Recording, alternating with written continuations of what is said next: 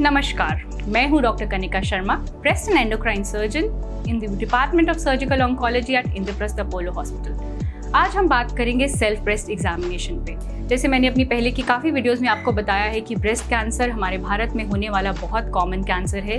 In fact it is the most common cancer in the females, जिसकी वजह से काफ़ी डेथ्स भी होती हैं। तो मेन इसलिए है क्योंकि हमारे भारत में इसकी अवेयरनेस बहुत कम है। अभी भी काफ़ी सारे लोग, इवन अर्बन सिटीज़ में भी बहुत लोग हैं जो इसके बारे में नहीं जानते।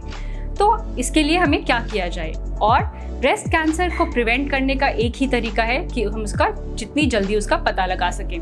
तो कोई भी आप 40 की उम्र के बाद जब हो, आपको एक मैमोग्राम कराना है और 25 की उम्र से हमें एक सेल्फ ब्रेस्ट एग्जामिनेशन शुरू करना चाहिए। तो आज मैं आपको बताऊंगी कि सेल्फ ब्रेस्ट एग्जामिनेशन होता क्या है।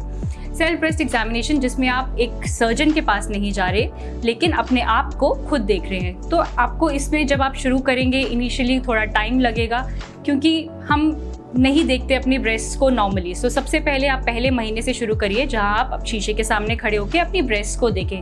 तब शायद आपको खुद को लगे कि एक ब्रेस्ट थोड़ी बड़ी है, दूसरी छोटी है, लेकिन आप धीरे धीरे जब ये रोज़ देखना शुरू करेंगे, आपको नेक्स्ट अगले में कुछ भी अगर चेंज होगा तभी पता लगेगा। इसके लिए पहले अपनी ब्रेस्ट को जानना ज़रूरी है, तभी उसमें कोई भी बदलाव होगा आप पता लगा सकते हैं। तो एक शीशे के सामने खड़े हो जाइए, या आप नहाते हुए कर सकते हैं, या जब तैयार हो रहे हैं तो ऊपर का कपड़ा ना होते हुए अपने दोनों हाथ आपको ऊपर रखने हैं और अपने दोनों ब्रेस्ट का साइज़ देखना है। उसमें कोई रेडनेस, कई बार संतरे का छिलका जैसा होता है वैसे कुछ ब्रेस्ट की स्किन ना हो गई हो, कोई निपल से कुछ डिस्चार्ज ना आ रहा हो, कोई एक जगह से कुछ सूजन लग रही हो, ऐसे कुछ भी लक्षण हो तो आपको डॉक्टर के पास जाना है। और यही चीज़ आपको फिर हाथ नीचे करके अपने दोनों हाथ साइड पे रख के करनी है।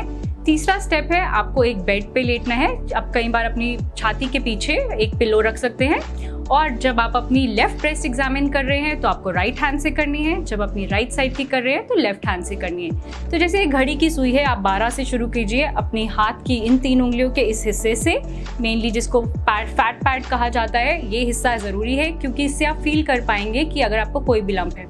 तो पहले एक हल्का प्रेशर, थोड़ा ज़्यादा प्रेशर और एक बिल्कुल डीप प्रेशर से ऊपर से नीचे आता रहे। तो 12 से शुरू करते हुए सुपरफिशियल, थोड़ा डीप और बिल्कुल डीप, ऊपर से नीचे बिल्कुल आते जाना है। और ये 12, 1, 2 पूरी घड़ी की तरह आपको अपनी ब्रेस्ट के चारों ओर करना है। जब आप फिर यही सेम चीज़ दूसरी ब्रेस्ट में दोहरानी है। अगला स्टेप है चौथा, कि आप अपने निपल्स को रोल करके देखिए। अपनी 2 उंगलियों को निपल को लीजिए बीच में और उसको रोल कीजिए। तो आपको महसूस होगा, कई बार अगर कुछ उसमें डिस्चार्ज हो तो रोल करने पे वो ज़्यादा प्रोमिनेंट हो जाएगा। कोई ब्लडी डिस्चार्ज या एक वाटरी, जिसको सीरियस डिस्चार्ज कहा जाता है, वो प्रोमिनेंट होगा। आप उसको ऐसा कुछ भी लक्षण लगे तो आपको अपने ब्रेस्ट सर्जन के पास जाना है। और यही चीज़ आपको जब करनी है तो यूजुअली आपको करनी चाहिए अपने पीरियड्स से, जैसे आपका पीरियड शुरू होता है उससे 10वें दिन पे, क्योंकि तब हमारे पीरियड्स के दौरान हमारी ब्रेस्ट में वैसे ही कुछ हार्मोन चेंजेस हो रहे हैं, तो उस समय करना ठीक नहीं है। इसका सही समय करने का है अपने पीरियड्स के 10वें दिन। अपने आप को एग्जामिन कीजिए, क्योंकि ब्रेस्ट कैंसर का prevention is early detection. So thank you.